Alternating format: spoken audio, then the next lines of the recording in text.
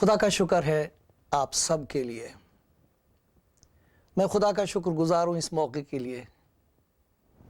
खुदा का शुक्र करता हूँ उसके पाक कलाम के लिए। खुदा का शुक्र करता हूँ कि खुदावंद यीशु और उसका पाक रूह, जिंदा खुदावंद यीशु और उसका पाक रूह मेरी मदद कर सकता है, मुझ गुनाहगार पर रहम कर सकता है कि मैं उसका पाक कलाम इस तरह आपके सामने पढ़ूं और जो कुछ खुदावंद ने हुक्म दिया है वो मैं कह दूं। इस तरह हो कि आप जो सुन रहे हैं आप पर उसका फजल हो और आपको बरकत मिले। और मेरी दुआ ये है कि जहाँ खुदावंद आप सबको बरकत देता है मुझ पर भी रहम करे। मैं उसका मोहताज हूँ, आपकी दुआ का मोहताज हूँ। खुदावंद मुझ पर रहम करे, खुदावंद आपको बरकत दे। सुनो खुदावंद के कलाम का एक हिस्सा और फिर हम उसके बाद खुदा की मदद से उस पर गौर भी करेंगे, उसे समझने की कोशिश करेंगे। आप में से बहुत से ऐसे हैं जिनके लिए सिर्फ ये बातें एक याद दहानी है, मैं सिर्फ याद दिला रहा हूँ आपको। शायद कोई ऐसा भाई, कोई ऐसी बहन भी हो जो ये कहे कि ये बात हमने पढ़ी थी लेकिन हमने इस पर ध्यान नहीं किया। चाहे जो कुछ भी हो, जो भी तरीका हो, जिस हाल में भी आप हैं, बस खुदा आपको बरकत दे। सुनिए, यूहन्ना की इंजील में से मैं पढ़ रहा हूँ। ये यूहन्ना की गवाही है खुदावंद यीशु मसीह के बारे में, मसीह यीशु के बारे में। ऐसा लिखा है यूहन्ना की इंजील उसका पहला बाब और 15वीं आयत से मैं पढ़ूंगा और फिर कुछ और आयतें पढ़ेंगे। यूहन्ना ने उसकी बाबत गवाही दी, यानी यीशु की बाबत गवाही दी और पुकार कर कहा, ये वही है जिसका मैंने जिक्र किया कि जो मेरे बाद आता है वो मुझसे मुकद्दम ठहरा क्योंकि वो मुझसे पहले था, क्योंकि उसकी मामूरी में से हम सब ने पाया, यानी फजल पर फजल। इसलिए कि शरीयत तो मूसा की मार्फत दी गई मगर फजल और सच्चाई यीशु मसीह की मार्फत पहुंची। खुदा को किसी ने कभी नहीं देखा, इकलौता बेटा जो बाप की गोद में है उसी ने जाहिर किया। अब हम पढ़ते हैं 29वीं आयत से। दूसरे दिन उसने, यानी यूहन्ना नबी ने, यीशु को अपनी तरफ आते देखकर कहा, देखो ये खुदा का बर्रा है जो जहान का गुनाह उठा ले जाता है। ये वही है जिसकी बाबत मैंने कहा था कि एक शख्स मेरे बाद आता है जो मुझसे मुकद्दम ठहरा है क्योंकि वो मुझसे पहले था। ये वही है जो मुझसे मुकद्दम ठहरा और जो मुझसे पहले था। ये कौन है जो उससे मुकद्दम ठहरा और उससे पहले था? उसका जिक्र उसने पहले किया है। यहां लिखा, इब्तदा में कलाम था और कलाम खुदा के साथ था और कलाम खुदा था। यही इब्तदा में खुदा के साथ था। सब चीजें उसके वसीले से पैदा हुई और जो कुछ पैदा हुआ है उसमें से कोई चीज भी उसके बगैर पैदा नहीं हुई। उसमें जिंदगी थी और वो जिंदगी आदमियों का नूर थी। और फिर आगे चल के लिखा है, और कलाम मुजस्सम हुआ और फजल और सच्चाई से मामूर होकर हमारे दरमियान रहा और हमने उसका ऐसा जलाल देखा जैसे बाप के इकलौते का जलाल। ये वही है, ये वही खुदा का कलाम है। यूहन्ना अपनी गवाही में इस कलाम के बारे में दो बातें बताता है। ये कलाम जिसके वसीले से सब कुछ वजूद में आया है, ये खुदा का वो कलाम है जिसे हम कहते हैं हो जा। और जब उसने कहा हो जा तो हो गया। जो कुछ है वो सब इस कलाम के वसीले से पैदा हुआ है। इसके बारे में दो बातें और हैं जिनका जिक्र यूहन्ना ने किया। पहली बात यह कि कलाम मुजस्सम हुआ। ये कलाम जो जाहिर होता रहा है तरह तरह से, फिर जिस्म में जाहिर हुआ। مجسم ہوا اور کہتا ہے یوحنا ہمارے درمیان رہا جسم میں، انسانی صورت میں. اس کلام کو ہم نے دیکھا ہے اور ہم نے اس کا ایسا جلال دیکھا جیسے باپ کے اکلوتے کا. کوئی اور مثال اس کے پاس ہے نہیں، کیونکہ یہ کلام ہے خدا کا، پاک، مقدس، قوت والا، قدرت والا، پاک کلام، خدا کی طرح. جیسا خدا ہے ویسا ہی اس کا کلام ہے. یہ وہ کلام ہے جو جسم میں ظاہر ہوا ہے. لیکن اس کے بارے میں ایک اور بات بتائی، یہی نہیں کہ کلام مجسم ہوا، بلکہ وہ ایک اور بات کا ذکر کرتا ہے جسے ہم اس طرح کہہ سکتے ہیں کہ کلام مصلوب ہوا. یہاں لکھا ہے دوسرے دن اس نے یسوع کو اپنی طرف آتے دیکھ کر کہا کہ دیکھو یہ خدا کا برہ ہے جو جہان کا گناہ اٹھا لے جاتا ہے. برہ قتل کیا جاتا تھا، ذبح کیا جاتا تھا، اس کا خون بہایا جاتا تھا، مر جاتا تھا. اسے وہ برہ کہہ رہا ہے. یہ نبی ان تمام نبیوں کی بات کو دہرا رہا ہے جو اس سے پہلے آئے ہیں، جنہوں نے کلام کے مجسم ہونے کا بھی ذکر کیا ہے اور کلام کے مصلوب کیے جانے کا بھی ذکر کیا ہے. ایک شخص تھا بڑا عالم، ساؤل نام کا. جب اس نے مسیحیوں سے ایسی باتیں سنی اور ان کے بارے میں ایسی باتیں سنی کہ یہ یسوع جو ناصرت کا رہنے والا تھا، معلوم نہیں اس کا باپ کون تھا، بڑی بڑی عجیب باتیں اس کے بارے میں سنتے ہیں،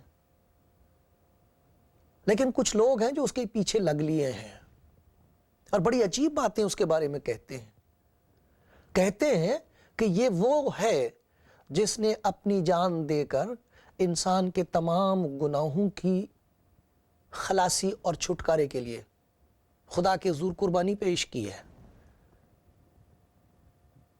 وہ سوچتا ہوگا اور بہت سارے مر گئے اس طرح، ان کے بارے میں لوگ اچھی اچھی باتیں کہتے ہیں، اس میں تو کوئی حرج نہیں، چلو ٹھیک ہے، ان کا فیصلہ، اس کے پیچھے لگ لیے وہ.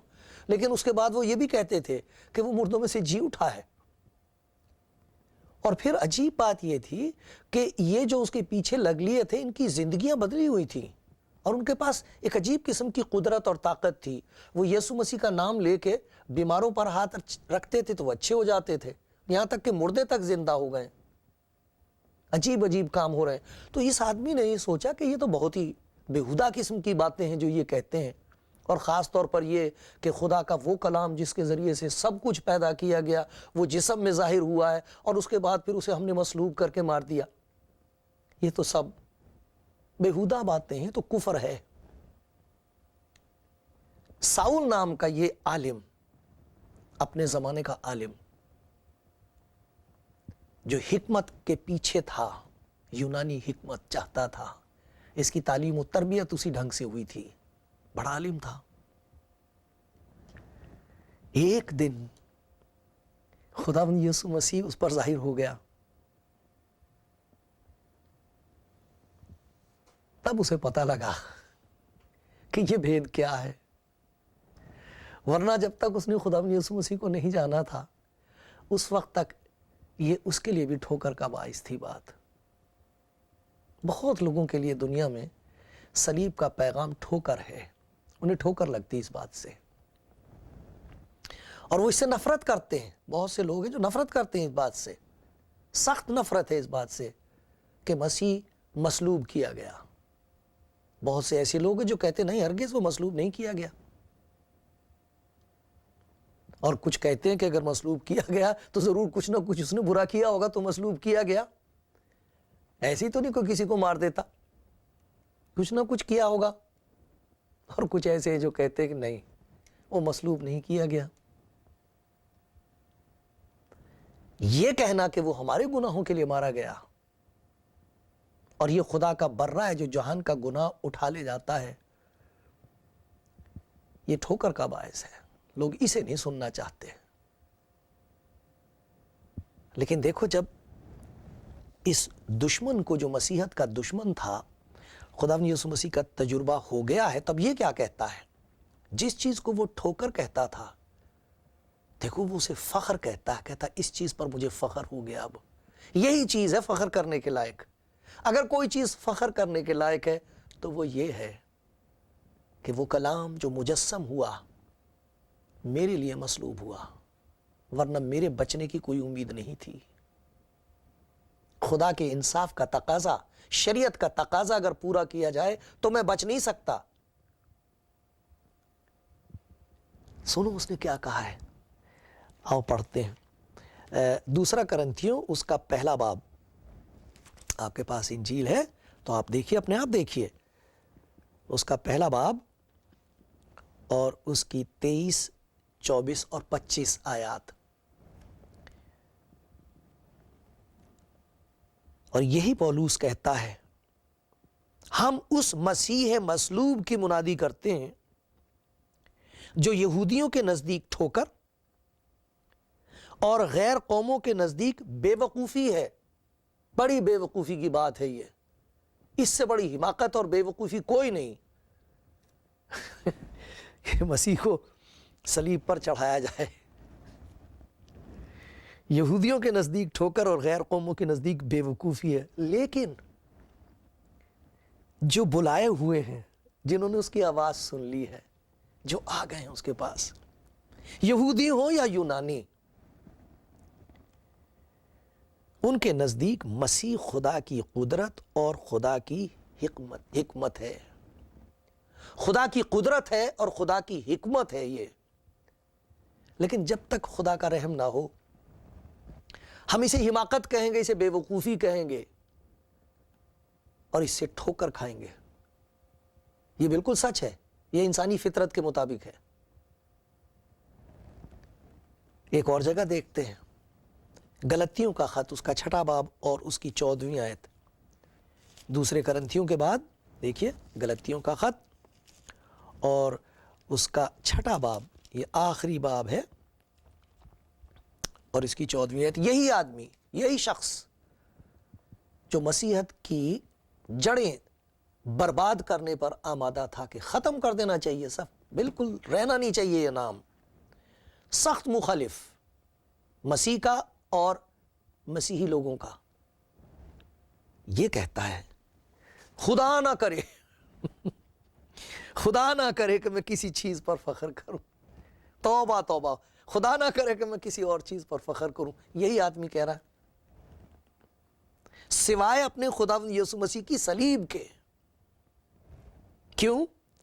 جس سے دنیا میرے اعتبار سے مصلوب ہوئی اور میں دنیا کے اعتبار سے، ارے میں تو مر گیا ہوں، اس صلیب کی وجہ سے میں مر گیا، میں وہ انسان رہا ہی نہیں جو پہلے تھا۔ اسی صلیب کی وجہ سے، جیسے لوگ کہتے ہیں یہ ٹھوکر کا باعث ہے، جسے لوگ کہتے ہیں کہ یہ بے وقوفی ہے،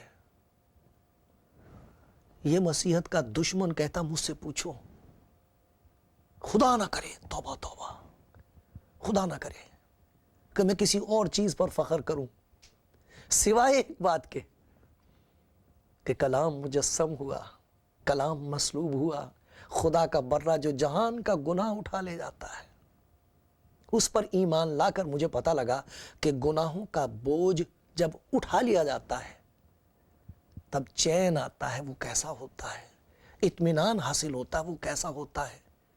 یہ وہ چین ہے جو خریدا نہیں جا سکتا، کسی بھی راست بازی سے نہیں خریدا جا سکتا، کوئی قیمت ہے ہی نہیں اس چین کی۔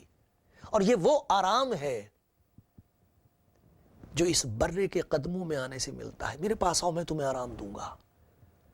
اپنے گناہوں کے بوجھ سے تم دبے رہو گے، مرتے چلے جاؤ گے، ہلاک ہوتے چلے جاؤ گے، یہ کھا جائے گا گناہ تمہیں۔ یہ مسیح کی صلیب، اس میں 3 باتیں ہم دیکھ سکتے ہیں۔ یہ جو کچھ ہم کو اس خدا کے خادم کی گواہی سے سننے کو ملا، اس میں پہلی بات اس نے بتائی، یہ خدا کی قدرت ہے۔ انسان کے پاس یہ قدرت نہیں ہے کہ وہ اپنے آپ کو گناہ کے پنجے سے چھڑا لے. ہماری راست بازی میں یہ قدرت نہیں ہے, ہماری نیکی میں اتنی طاقت نہیں ہے, کیونکہ ہماری نیکی کے ساتھ ہماری بدی بھی ملی ہوئی ہے. کون کہہ سکتا ہے, خدا کے کلام میں لکھا, کون کہہ سکتا ہے کہ میں نے اپنے آپ کو پاک کر لیا ہے؟ داؤد یہ کہتا ہے زبور میں, اگر تو بد کرداری کو حساب میں لائے تو آئے خداوند کون بچ سکتا ہے, کون قائم رہ سکتا ہے؟ لیکن آگے چل کے کہتا ہے شکر ہو, تیری تعریف ہو, تیری تمجید ہو, تیری بڑائی ہو, تیری حمد ہو, کیونکہ مغفرت تیرے ہاتھ میں ہے, میرے ہاتھ میں نہیں ہے. میرے ہاتھ تو خون آلودہ ہے, میں تو ناپاک ہوں, میرے ہاتھ میں تو گندگی ہی گندگی ہے, میرے ہاتھ میں تو لاچاری ہی لاچاری ہے. تیرا شکر ہے تیرے ہاتھ میں مغفرت ہے. اور اگر خدا رحم کر دے اور سمجھ میں آ جائے تو مسیح کا صلیب پر اپنی جان دینا خدا کی قدرت کا اظہار ہے, اس قدرت کا جس کی وجہ سے انسان بچ جاتا ہے, چھوٹ جاتا ہے. عجیب قسم کا اطمینان اور خوشی اور چین اس کو اسی زندگی میں یہیں مل جاتی ہے. اور پھر اس نے بتایا ہے کہ یہ خدا کی حکمت ہے. انسان کی حکمت کیا ہے؟ کبھی کسی نے اپنی حکمت سے خدا کو جانا ہے؟ کون جان سکتا ہے خدا کے بھید؟ کون انہیں بیان کر سکتا؟ میری کیا حیثیت ہے؟ اسی لیے تو میں کہہ رہا ہوں دعا کرو, میرے لیے بھی دعا کرو, خدا مجھ پر بھی رحم کرے. کس کے پاس ہے ایسی سمجھ؟ لیکن یہ خدا کی حکمت ہے, یہ خدا کی اپنی سمجھ اور دانائی ہے. اس حکمت کے وسیلے سے اس نے گناہ گار کو بچایا ہے کہ مسیح کلام جسم میں ظاہر ہوا تاکہ مصلوب کیا جائے, قربان کیا جائے.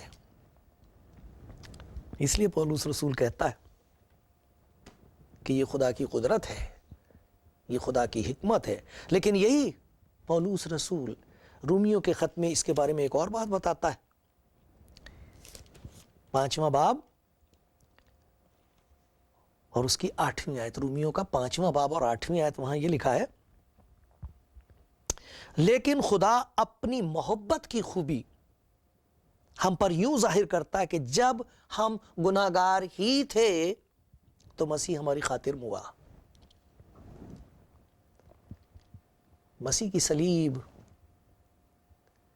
مسیح کا صلیب پر گناہگار انسان کے لیے اپنی جان دے کر قربان ہونا خدا کی قدرت ہے, خدا کی حکمت ہے, اور خدا کی وہ محبت ہے جو بیان سے باہر ہے.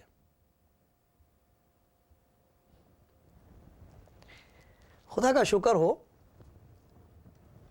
کہ یہ کوئی ایسی بات نہیں ہے جو خدا کے علم میں تھی اور انسان کے علم میں کبھی نہ آئی. خدا ہمیشہ سے انسان کو بتاتا رہا ہے کہ جان انسان کی اسی طرح بچ سکتی ہے کہ کوئی اور اس کی جگہ جان دے. انسان کا بچاؤ ہے نہیں. آپ کو یاد ہے باغ عدن میں کیا ہوا؟ ہم اس کا ذکر پڑھتے ہیں. پیدائش کی کتاب میں دیکھیے, لکھا ہے کہ جب آدم نے گناہ کیا تو شریعت کے مطابق جو خدا نے ان کو بخشی تھی, ان کو بتا دیا تھا کہ تم مر جاؤ گے. وہ جسمانی موت نہیں تھی, وہ ایک روحانی موت تھی. بہت کچھ تھا جو مر گیا, لیکن خدا کا شکر ہے خدا کا پیار نہیں مرا تھا, اس کی رحمت نہیں مری تھی, اس کا فضل نہیں مرا تھا, اس کی قدرت نہیں مری تھی. اس کی بچانے کی قدرت ویسی کی ویسی ہی ہے. میرا گناہ مجھے برباد کرتا ہے, لیکن خدا کے رحم پر اس کا کوئی اثر نہیں ہوتا. وہ پھر رہائی دے سکتا ہے, لیکن اس کے طریقے ہیں. خدا گناہ کی برداشت نہیں کر سکتا, گناہ کی سزا ضرور دیتا ہے. اور دیکھو یہاں ہوا کیا, آدم اور حوا نے اپنے لیے پتے لیے کیونکہ انہیں شرم آ رہی تھی. اب وہ لگ رہے تھے ہم ننگے ہیں. گناہ ننگا کر دیتا ہے انسان کو, گناہ نے ننگا کر رکھا انسان کو. ایک شرمندگی ہے جس نے اسے قابو میں لے رکھا ہے. اور وہاں ہم دیکھتے ہیں کہ وہ ایک دوسرے پر الزام لگا رہے ہیں, گھر کا سارا اطمینان ختم ہو گیا ہے. آدم اپنی بیوی پر الزام لگا رہا کہ اس نے مجھے پھل دیا ہے, بیوی شیطان پر الزام لگا رہی اس نے مجھے کہا تھا. میاں بیوی لڑ رہے ہیں, ایک تیسرا تماشا دیکھ رہا ہے. خدا سے ڈر رہے ہیں, خدا سے چھپ رہے ہیں. کیوں؟ ہم ننگے ہیں۔ وہاں پر انہوں نے پتے لیے دونوں نے اور پتوں کو سی کے نہ جانے کیسے کیا ہوگا، پتے لپیٹ لیے، اپنے آپ کو ننگ ڈھانک رہے ہیں اپنا، ایک دوسرے سے بھی اور خدا سے بھی، اور پیڑوں کے پیچھے چھپے ہوئے۔ لکھا خدا ان کے پاس آیا اور کہا یہ کیا کر لیا تم نے؟ آیا آدم تو کہاں ہے؟ دیکھ اب کہاں تھا، دیکھ کہاں ہے اب تو۔ دیکھو خدا کی رحمت، خدا نے بتا دیا کہ میں تجھے بچاؤں گا۔ انہیں بتایا کہ بچانے والا آئے گا، کلام مجسم ہوگا، کلام کو جسم لینا پڑے گا۔ جس طرح تمہارا جسم یہ برباد ہو رہا ہے، اسے جسم لے کے تمہیں بچانا پڑے گا۔ یہ قیمت دینی پڑے گی گناہ کی۔ ایسے ہی نہیں تم بچو گے، میں تمہیں معاف کر سکتا ہوں لیکن اپنی راست بازی کو نہیں چھوڑ سکتا، میری راست بازی قائم رہے گی۔ یہ کلام جس کے وسیلے سے تمہیں پیدا کیا اور سب کچھ پیدا کر کے تم کو دیا ہے، یہی کلام ظاہر ہوگا، کماری سے پیدا ہوگا، لیکن وہ کلام مسلوب ہوگا۔ اب ان کو سمجھ میں نہیں آتی ہوگی۔ خدا نے کیا کیا؟ لکھا کہ اس نے پیدائش کی کتاب اور اس کا 3 باب اور اس کی 21ویں آیت، اور خدا نے آدم اور اس کی بیوی کے واسطے چمڑے کے کرتے بنا کر ان کو پہنائے۔ خدا نے ان کا ننگ ڈھانکا، لیکن ان کا ننگ، ان کی شرمندگی دور نہیں ہو سکتی تھی۔ ان کی اپنی حکمت سے، خدا کی حکمت سے کام ہوا ہے۔ ان کا ننگ ڈھانکا، جسے خدا کہہ سکتا تھا میں نے ڈھانک دیا تمہیں، لیکن انہوں نے اپنی آنکھوں سے ایک بے گناہ برے کو ذبح ہوتے ہوئے دیکھا ہے، اس کا خون بہتے ہوئے دیکھا ہے، اور وہ سوچتے ہوں گے اور کہتے ہوں گے یہ کیا حکمت ہے، گناہ تو ہمارا ہے، قصور تو ہمارا ہے، اس بے گناہ جانور کا کیا قصور ہے؟ پہلی دفعہ انہوں نے خون دیکھا ہے، پہلی دفعہ موت دیکھی ہے، لیکن خدا نے ان پر ظاہر کر دیا کہ یاد رکھنا گناہ کی سزا موت ہے، اور اگر تمہیں بچانا میں چاہوں تو کسی اور کو مرنا ہوگا۔ ایک اور جگہ دیکھیے، پیدائش کی کتاب میں خدا کے بندے ابراہیم کا ذکر ہے، اپنی محبت کا اظہار کرنا چاہتا ہے وہ خدا پر، یہ خدا سے کہنا مانگتا ہے کہ آئے خداوند، دنیا میں سب سے زیادہ پیاری چیز اگر کوئی میرے لیے ہے وہ تو ہے، تو اولاد سے بھی زیادہ مجھے پیارا ہے۔ اور وہ اپنے لڑکے کو لیتا ہے خدا کے اشارے کے مطابق اور اسے لے جاتا ہے اور اسے مذبح پر لٹا دیتا ہے، اس کے ہاتھ میں چھری ہے۔ اس سے پہلے کہ وہ اسے قتل کرے اور قربان کرے، خدا سے آواز آتی، خدا کی طرف سے، ابراہیم اپنے بیٹے کو نہ مار۔ پھر اس نے مڑ کے دیکھا، وہاں ایک برہ ہے، کہا اسے قربان کر۔ میں اور آپ اس بھید کو کیا سمجھیں گے، لیکن ابراہیم کا لڑکا جو اپنے باپ کو دیکھ کر حیران ہو رہا تھا کہ ایسا کیوں کر رہا ہے یہ باپ ہے۔ اس کے بعد پھر اس نے جب دیکھا برے کو، اس کا خون بہتا دیکھا، اس کی برے کی آنکھیں کھلی کی کھلی رہ گئی ہیں، سانس بند ہو گیا ہے، اور اب اس کے ٹکڑے ٹکڑے کیے جا رہے ہیں اور اسے قربان کیا جا رہا ہے۔ کیا سوچتا ہوگا اس برے کو دیکھ کے؟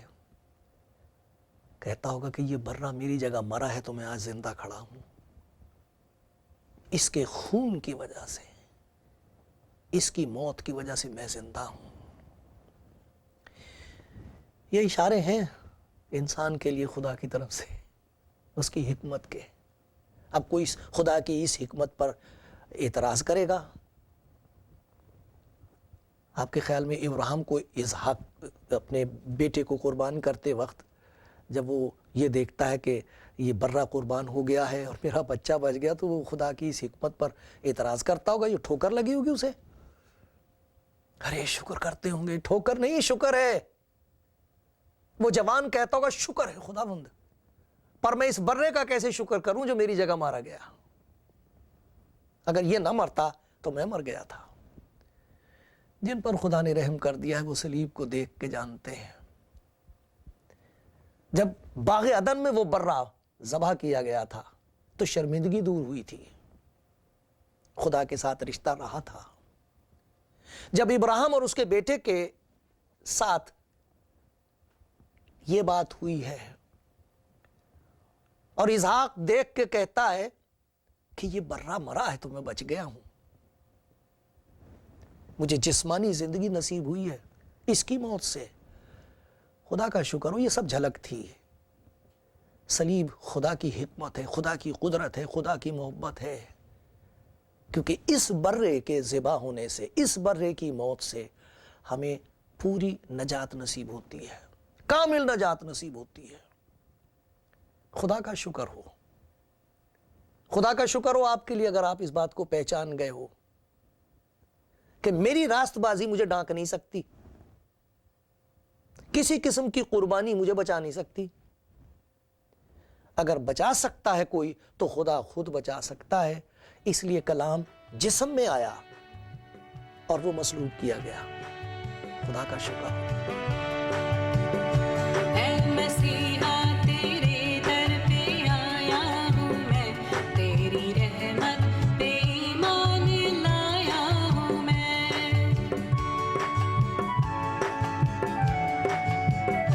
اے مسیحا تیرے در پہ آیا ہوں میں، تیری رحمت پہ ایمان لایا ہوں میں۔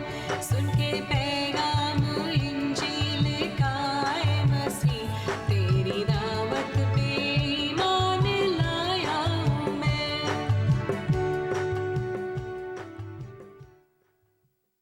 خداوند فرماتا آدمی صرف روٹی ہی سے جیتا نہ رہے گا، بلکہ ہر ایک بات سے جو خدا کے منہ سے نکلتی ہے۔ خدا کا کلام جسم میں ظاہر ہوا، اس کا نام یسوع رکھا گیا، اس کا نام امانویل رکھا گیا، جس کا مطلب ہے خدا ہمارے ساتھ۔ اس خداوند یسوع نے فرمایا ہے زندگی کی روٹی میں ہوں، جو اس روٹی میں سے کھاتا ہے ہمیشہ تک جیتا رہے گا، جو اس پر ایمان لاتا ہے ہمیشہ کی زندگی اس کی ہے۔